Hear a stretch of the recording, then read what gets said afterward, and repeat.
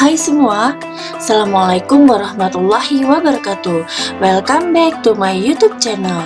Pada video ini, saya akan membahas soal-soal persiapan tes PPPK atau P3K atau ASN ya, tentunya yang sesuai dengan kisi-kisi seri guru belajar Kemdikbud. Jangan lupa subscribe-nya ya, ditunggu, like, share, and comment. Bunyikan lonceng apabila Anda akan mendapatkan notifikasi dari video-video terbaru saya.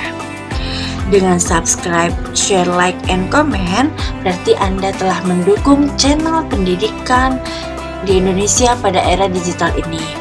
Semoga video ini bisa membantu Anda mendapatkan manfaatnya, saya mendapatkan pahala. Terima kasih. Soal nomor 1 untuk desain pembelajaran.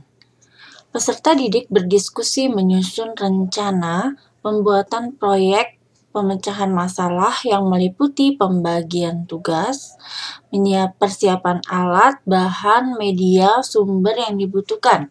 Aktivitas pembelajaran di atas merupakan model project based learning pada sintaks A. Pertanyaan mendasar, B. Menyusun jadwal pembuatan, C. Mendesain perencanaan produk, dan D. Memonitoring keaktifan dan pengembangan proyek.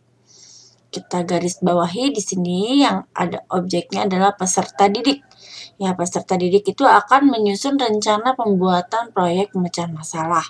Baik, saya akan jelaskan tentang metode dari project based learning. Saya akan jelaskan tentang model pembelajaran project based learning. Yang pertama, untuk langkah kerja ini yang pertama ya, ini yang pertama. Langkah kerjanya yaitu pertanyaan mendasar. Aktivitas gurunya yaitu guru menyampaikan topik dan mengajukan pertanyaan bagaimana cara memecahkan masalah. Ini aktivitas gurunya. Lalu yang dilakukan peserta didik adalah mengajukan pertanyaan mendasar apa yang harus dilakukan peserta didik terhadap topik atau pemecahan masalah. Ya. Untuk nomor 2 mendesain perencanaan produk ya, mendesain perencanaan produk yaitu yang dilakukan guru adalah memastikan setiap peserta didik dalam kelompok memilih dan mengetahui prosedur pembuatan proyek atau produk yang akan dihasilkan. Nah, siswanya berdiskusi menyusun rencana pembuatan proyek pemecahan masalah meliputi pembagian tugas, persiapan alat, bahan, media, dan sumber yang dibutuhkan. Langkah kerja yang ketiga yaitu menyusun jadwal pembuatan. Nah, gurunya membuat kesepakatan tentang jadwal pembuatan proyek, sedangkan siswanya menyusun jadwal penyelesaian proyek dengan memperhatikan batas waktu yang telah ditentukan bersama. Ya. Yang keempat, memonitor keaktifan dan perkembangan proyek. Ini langkahnya. Gurunya itu selama peserta didik melaksanakan proyek, dia memantau ya perkembangan dan membimbing jika mengalami kesulitan. Sedangkan peserta didiknya itu melakukan pembuatan proyek sesuai jadwal, mencatat setiap tahapan, mendiskusikan masalah yang muncul selama penyelesaian proyek dengan guru. Lalu yang kelima, menguji hasil.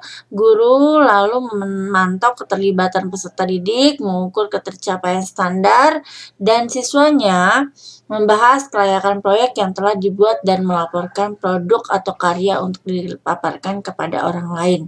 Untuk yang terakhir, yang keenam, langkah keenam yaitu evaluasi pengalaman belajar. Guru membimbing proses pemaparan proyek, menanggapi hasil selanjutnya, guru dan peserta didik merefleksi atau kesimpulan. Gurunya itu siswanya memaparkan laporan ya, memberikan tanggapan, peserta didik lain memberikan tanggapan dan bersama guru menyimpulkan hasil proyek tersebut. Nah, di soal ini lihat di sini menyusun rencana pembuatan proyek pemecahan masalah meliputi pembagian tugas nih. Siswanya persiapan alat, bahan, media, sumber yang dibutuhkan. Kita lihat di sini untuk langkah yang keberapa yang cocok ya. Nah, ini dia, yaitu poin yang kedua ini ya. Berarti ini peserta didik pembuatan proyek, memecahkan masalah, meliputi pembagian tugas, persiapan, bahan, alat, media, sumber yang dibutuhkan. Berarti yaitu langkahnya adalah di sini mendesain perencanaan produk ya. Jadi jawabannya yang di sini yang tepat adalah C, mendesain perencanaan produk. Soal nomor 2, kegiatan pembelajaran yang melibatkan secara maksimal seluruh kemampuan peserta didik yang diawali dengan pemberian rangsangan. Mengajak peserta didik dalam mengidentifikasi masalah, melakukan pengumpulan data dan mengolah data sehingga mampu memberikan pembuktian dan menarik kesimpulan. Model yang tepat digunakan untuk kegiatan pembelajaran di atas yaitu yang A, discovery learning, B, problem based learning, C, project-based learning, dan D, inquiry learning. Mari kita lihat satu persatu tentang model pembelajaran. Di soal ini kita lihat ya, mengajak peserta didik dalam mengidentifikasi masalah, melakukan pengumpulan data dan mengolah data sehingga mampu memberikan pembuktian. Nah, ini ada kata kunci yaitu pembuktian. Nah, apabila ada kata kunci pembuktian, maka model yang tepat adalah discovery learning. Ya, mari saya akan jelaskan langkah-langkah dari discovery learning. Nah, ini adalah sintaks model discovery learning. Yang pertama adalah pemberian rangsangan ya atau stimulation. Yang kedua adalah pernyataan atau identifikasi masalah yaitu problem statement. Yang ketiga pengumpulan data atau data collection. Yang keempat adalah pengolahan data atau data processing. Yang kelima adalah pembuktian atau verification. Nah, ini yang dimaksud dalam soal ya. Yang keenam adalah menarik atau simpulan generalisasi atau generalization.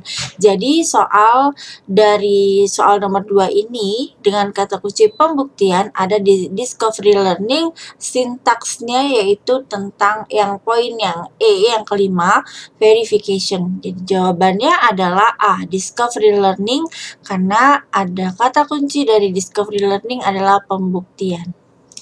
Soal nomor 3, aktivitas pembelajaran pada model project-based learning pada sintaks mendesain perencanaan produk adalah yang A, peserta didik berdiskusi menyusun rencana pembuatan proyek pemecahan masalah meliputi pembagian tugas, persiapan alat, bahan, media, sumber yang dibutuhkan. Yang B, membahas kelayakan proyek yang telah dibuat dan membuat laporan produk atau karya untuk dipaparkan kepada orang lain.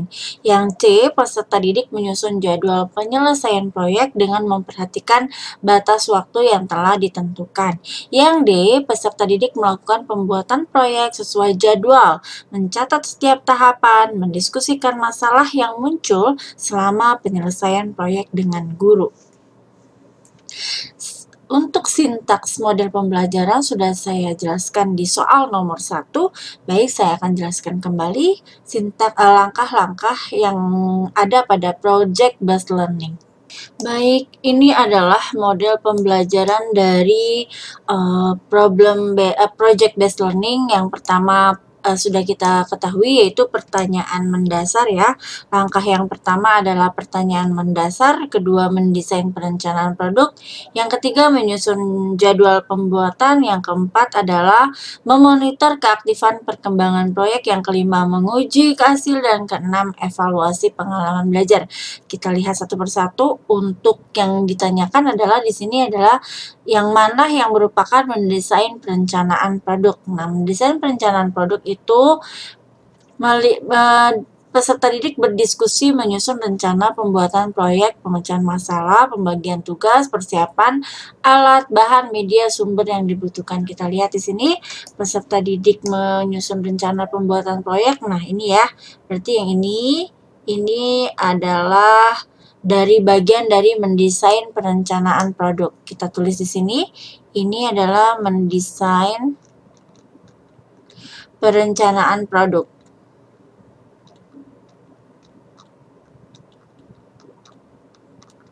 Lalu membahas kelayakan proyek yang telah dibuat dan membuat laporan produk atau karya untuk dipaparkan kepada orang lain. Nah, ini adalah dari aktivitas peserta didik yang mana? Membahas kelayakan proyek. Nah, ini ya. Dan membahas kelayakan proyek. Nah, ini. Jadi poin yang kelima yaitu menguji hasil. Kita tulis di sini menguji hasil. Menguji hasil. Lalu peserta didik menyusun jadwal penyelesaian proyek dan memperhatikan batas waktu yang ditentukan. Nah, untuk menentukan batas waktu yang ditentukan, melakukan pembuatan proyek sesuai menyelesaikan proyek dengan memperhatikan batas waktu yang ditentukan. Nah, ini ya. Jadi menyusun jadwal pembuatan yang ini. Peserta didik menyusun jadwal penyelesaian proyek dan memperhatikan batas-batas waktu yang ditentukan bersama. Menyusun jadwal pembuatan. Yang C adalah menyusun jadwal pembuatan. Lalu peserta didik melakukan pembuatan proyek sesuai jadwal, mencatat setiap tahapan, mendiskusikan masalah yang muncul selama penyelesaian proyek dengan guru. Membuat proyek sesuai jadwal. Peserta didik membuat proyek sesuai jadwal, mencatat tahapan. Nah, ini adalah yang ini, poin yang keempat ya. Memonitor keaktifan dan perkembangan proyek. Ya, ini adalah memonitor keaktifan dan perkembangan proyek. Oke. Jadi yang ditanyakan adalah mendesain perencanaan produk itu jawabannya adalah yang A ya. Peserta didik berdiskusi menyusun rencana pembuatan proyek, pemecahan masalah meliputi pembagian tugas, persiapan alat, bahan, media, sumber yang dibutuhkan. Oke, jawabannya nomor 3 adalah A. Soal nomor 4, peserta didik berdiskusi menyusun rencana pembuatan proyek pemecahan masalah meliputi pembagian tugas, persiapan alat, bahan, media, sumber yang dibutuhkan. Aktivitas pembelajaran di atas merupakan model pembelajaran project-based learning. Pada sintaks apa ya? Yang pertama pertanyaan dasar, menyusun jadwal pembuatan, mendesain perencanaan produk, dan D. monitoring keaktifan dan pengembangan proyek. Sudah dijelaskan di nomor-nomor sebelumnya, baik akan saya jelaskan kembali sintaks project-based learning. Baik, yang pertama adalah pertanyaan mendasar. Pertanyaan mendasar berarti peserta didik itu mengajukan pertanyaan mendasar apa yang harus dilakukan peserta didik terhadap topik pemecahan masalah. Berarti bukan ya.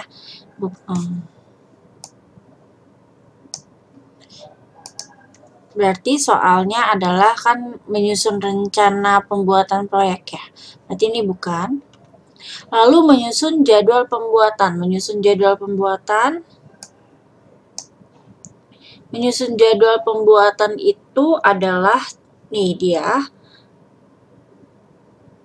Menyusun jadwal pembuatan berarti peserta didik itu menyusun jadwal penyelesaian proyek dengan memperhatikan batas waktu yang telah ditentukan bersama. Berarti ini bukan. Mendesain perencanaan produk. Mendesain perencanaan produk, peserta didik menyusun rencana pembuatan proyek pemecahan masalah meliputi pembagian tugas, persiapan alat, bahan, media, sumber yang dibutuhkan. Ini bagian dari mendesain perencanaan produk. Berarti lihat di soal, yaitu peserta didik menyusun rencana pembuatan proyek, pemecahan masalah meliputi pembagian tugas, persiapan alat, bahan, media yang dibutuhkan. Berarti ini adalah mendesain perencanaan produk. Baik, kita lihat memonitoring keaktifan dan perkembangan proyek, yaitu di sini peserta didik melakukan pembuatan sesuai jadwal, mencatat setiap tahapan, mendiskusikan masalah yang muncul selama penyelesaian proyek dengan guru. Berarti ini juga bukan. Berarti jawaban yang tepat adalah mendesain perencanaan produk yang ini ya. Nomor 4. C, jawabannya mendesain perencanaan produk. Soal nomor 5, perhatikan gambar jaring-jaring makanan berikut. Manakah soal yang memenuhi kriteria HOTS atau High Order Thinking Skill untuk stimulasi berikut? Stimulasi maksudnya ini adalah gambar jaring-jaring makanan ini, ya. Yang pertama kita lihat hewan apa yang berperan sebagai konsumen tingkat 1. Yang B, sawi dan bunga sepatu berperan sebagai apa? Yang C, apakah peran burung elang dan suatu rantai makan dalam suatu rantai makanan? Yang D, jika jumlah ulat menurun drastis, apa yang terjadi pada burung elang? Baik, saya akan jelaskan. Di sini ada kriterianya, yaitu HOTS atau keterampilan berpikir tingkat tinggi, yaitu High Order Thinking Skill. Pertanyaan HOTS dibagi menjadi 3. Yang pertama, siswa diarahkan untuk berpikir kritis dan kreatif. Yang kedua adalah transfer knowledge. Siswa diarahkan untuk transfer knowledge, yaitu di sini tingkatannya adalah C4, C5 dan C6. Kita sudah belajar di materi sebelumnya. C4 adalah menganalisis, C5 mengevaluasi dan C6 yaitu mencipta. Jadi siswa nanti akan diarahkan ke menganalisis, mengevaluasi dan mencipta. Lalu yang ketiga adalah siswa diarahkan untuk memecahkan masalah. Kita lihat satu persatu di sini pertanyaannya, hewan apa yang berperan sebagai konsumen tingkat 1? Nah, di sini konsumen tingkat 1 sudah langsung ketahuan jawabannya, yaitu ulat ya.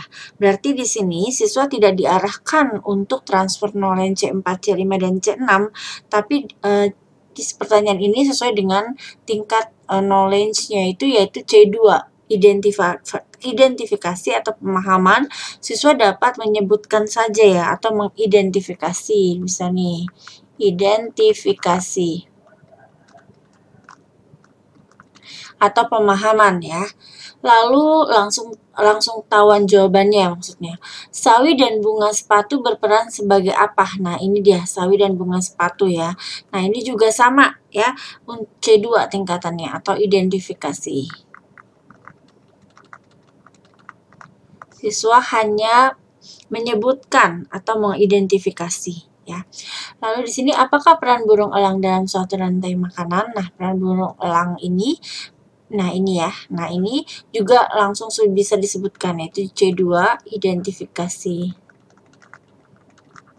Nah, untuk yang D, jika jumlah ulat menurun drastis, apa yang terjadi pada burung elang? Nah, ini ya yang dimaksud dengan siswa diarahkan untuk berpikir kritis ya. Itu adalah termasuk C4 ya. C4 itu transfer knowledge, C4 yaitu menganalisis.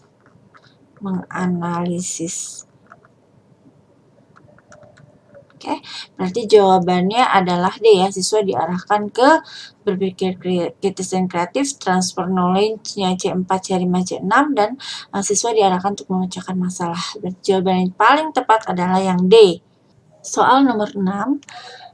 Kita perhatikan di sini ada 2 bagian, yaitu yang pertama adalah diagram dari penjualan beras. Ini yang kita namakan sebagai stimulus. Lalu yang kedua adalah soalnya ya. Perhatikan data penjualan beras selama 5 hari di samping. Jika rata-rata beras terjual 42 kuintal, maka banyak beras yang terjual pada hari Rabu. Nah, yang di sini soal kita akan menentukan indikatornya ya. Manakah indikator yang sesuai untuk soal berikut? Untuk yang A, disajikan diagram data penjualan beras, siswa dapat menentukan banyaknya beras yang terjual pada hari Rabu. Yang B, disajikan diagram data penjualan beras, siswa dapat menentukan pencapaian penjualan beras tertinggi. Yang C, disajikan diagram data penjualan beras, siswa dapat menentukan banyaknya beras yang terjual pada hari Kamis. Yang D, disajikan diagram penjualan sembako, siswa dapat menentukan banyak sembako yang dijual selama 5 hari. Nah, kita lihat yang D dahulu ya. Yang D ini adalah penjualan sembako. Berarti kan di soal adalah penjualan beras. Berarti ini tidak sesuai dengan soal ya. Lalu yang C, disajikan diagram data penjualan beras. Oh, ini maksudnya tidak sesuai dengan stimulus. Yang D, tidak sesuai dengan stimulus. Kalau yang C, siswa dapat menentukan banyaknya beras yang terjual pada hari Kamis, sedangkan bukan hari Kamis ya, hari Rabu, berarti tidak sesuai dengan soal. Lalu yang B, diagram data penjualan beras. Siswa dapat menentukan pencapaian penjualan beras tertinggi. Nah, yang di sini kan tidak sesuai dengan soal ya. Di soal hanya ditanyakan banyaknya beras yang terjual pada hari Rabu, berarti ini salah.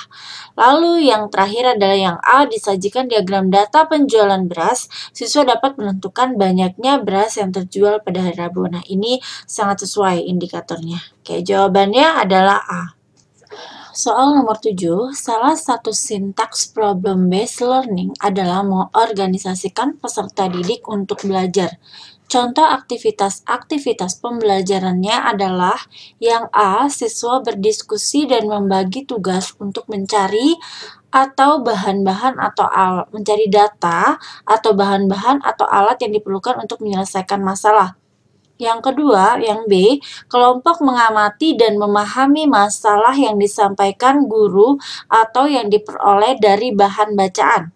Yang ketiga, C, siswa melakukan penyelidikan atau mencari data atau referensi atau sumber bahan untuk diskusi. Yang D, kelompok diskusi untuk menghasilkan solusi pemecahan masalah.